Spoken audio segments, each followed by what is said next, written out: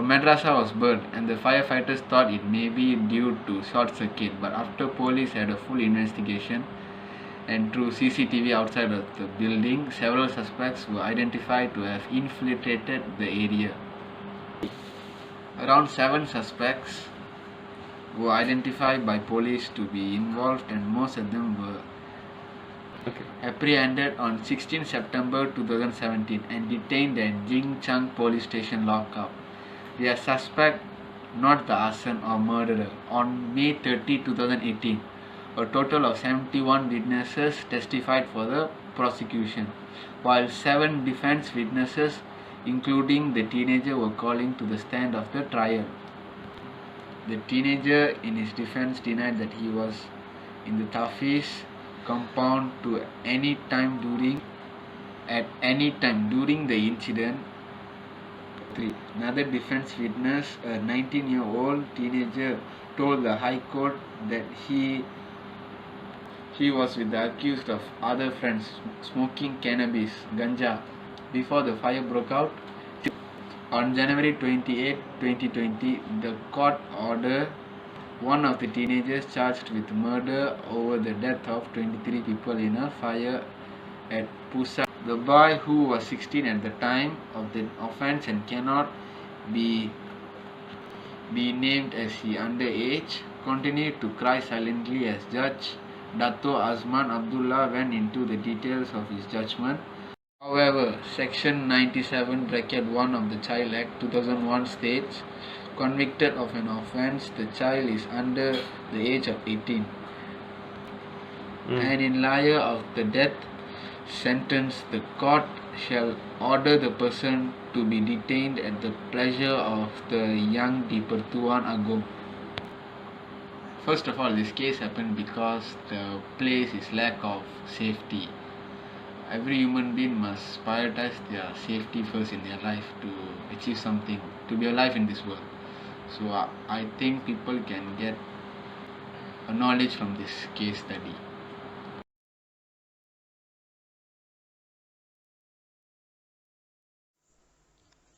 Possible causes of fire in schools. There are few reasons a school can get burnt, such as intentional fires. Curiosity fires set by younger children are often the result of curiosity about common sources of ignition, such as matches or lighters. These fires usually start with a lack of supervision of children who do not understand the danger associated with their actions. Crisis. Some fires are started by children in crisis who do not have adequate problem-solving skills or cannot express their emotions. A lack of supervision and easy access to source of ignition can sometimes lead these children to resort to fire setting to convey their feeling. Delinquent. This group is typically comprised of older adolescents who tend to be antisocial and set fires on purpose with the specific intent of causing destruction. These kids are sometimes driven by peer pressure or desire to show off. However, they often do not understand the legal repercussions associated with setting fires. Pathologically, this group is typically comprised of teenagers, often those with mental disorder or few social skills, and few, if any, personal relationship with their peers. With this group, fire setting is often a coping mechanism. Next, cooking equipment. Fire caused by cooking equipment were the second leading causes of school fire, but resulted in far less property damage than fire resulting from other causes. The ongoing presence of kitchen and other stuff in schools is likely to be a factor that differentiates cooking related fires in school from those in homes, where cooking fires may be attended and more likely to cause harm. The report found that fire ignited by cooking materials were generally minor fires. This fact underscores the importance of ensuring that school kitchens are equipped with hood suppression system and portable fire extinguisher, and that both are properly inspected and maintained. Playing with heat resources. Playing with heat is playing with lighter and matches accounts for a significant number of school fires, both in elementary school as well as middle and high schools. Not surprisingly, the number of injuries resulting from these fires is much higher in elementary schools, where children are much less likely to understand the potential risk or what to do to protect themselves when they inadvertently start a fire. Next, heating equipment. These fires started with a confined fuel burner or boilers or fixed and portable space heater or central heating system or water heater and other types of heating equipment. While fire resulting from portable space heater can be prevented with more attention to their placement and use, most other fires caused by heating equipment potentially suggest gaps in maintenance and repairs of school equipment or infrastructure. In comparison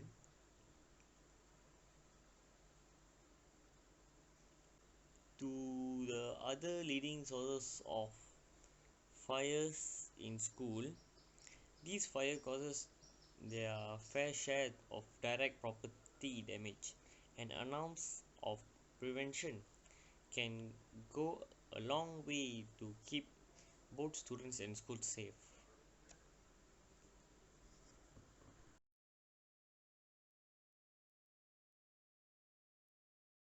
Step to organize a fire safety plan.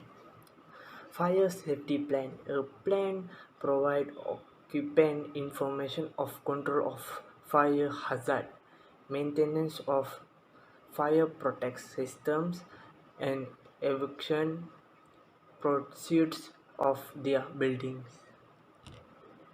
Step 1.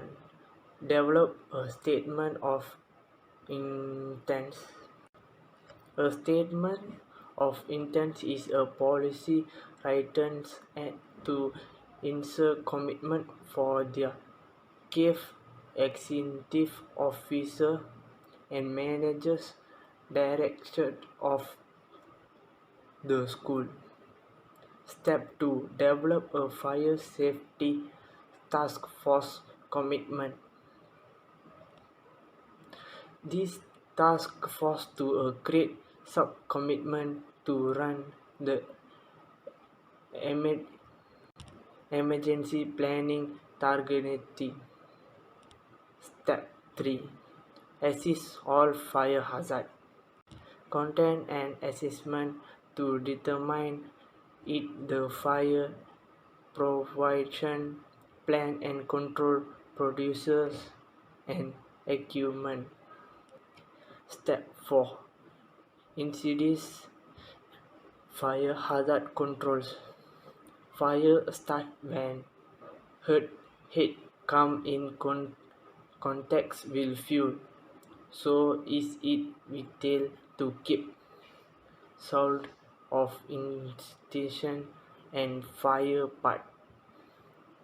At this stage, review how a fire could start. Annually, your business equipment parts, process work, activities, and the overall environment of your workplace. Think about heater, light neck, flame, electrical equipment, hot processor such as welding or drilling, generating matches and anything as the get very hot of course. Step 5. Develop safety produced for fire hazard control. This assessment these to assess will need to make jobs of the possible outcome of the hazard to assess life risk. Assistant equipment factories must be considered and those given to people with disability such as impaired mobility, vision or heat and those learning deflection. Step 6. Develop a fire emergency and evacuation plan. Recycle or remove any person from the immediately scenes. Health active.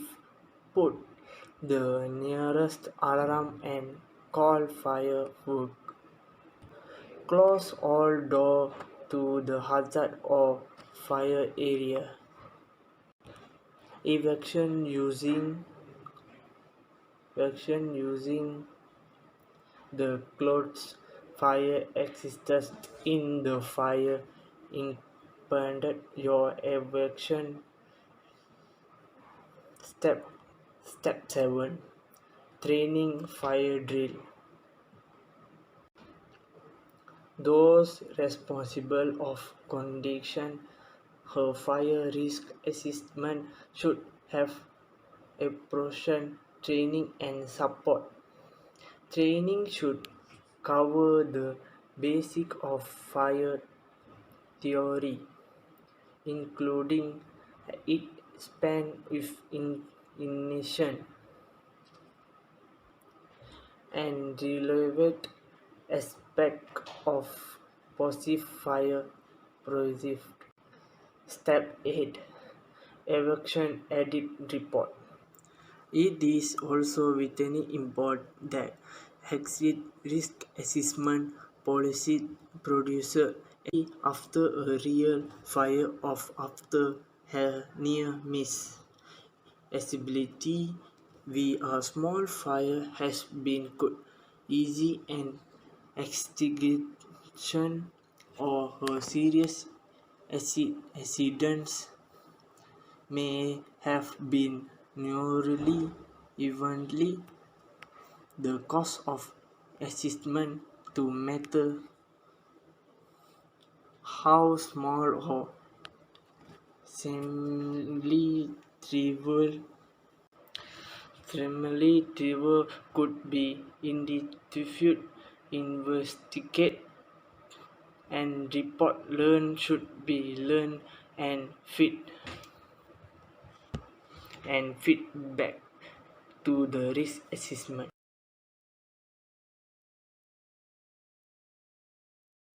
The lesson that we learn from this incident is important to improve our safety aspect at school. Because of the fire incident that happened at KL, 33 deaths include 21 students and 2 teachers. Known fatal injuries and this kind of incident remind us safety play a vital role in school. To make sure not happen like this again, we should take consideration of safety aspect in school. Another lesson we learned from this incident is school, hospital, disabled people living places. All these places must be safe in order. To be safe, police must take more incentive to take care of this place. Safety affects everything you do, and safety is everyone's responsibility. Every accident is notice that something is wrong in the method and the way of handling it. At the end of the day, the goals are simple and it's safety and security.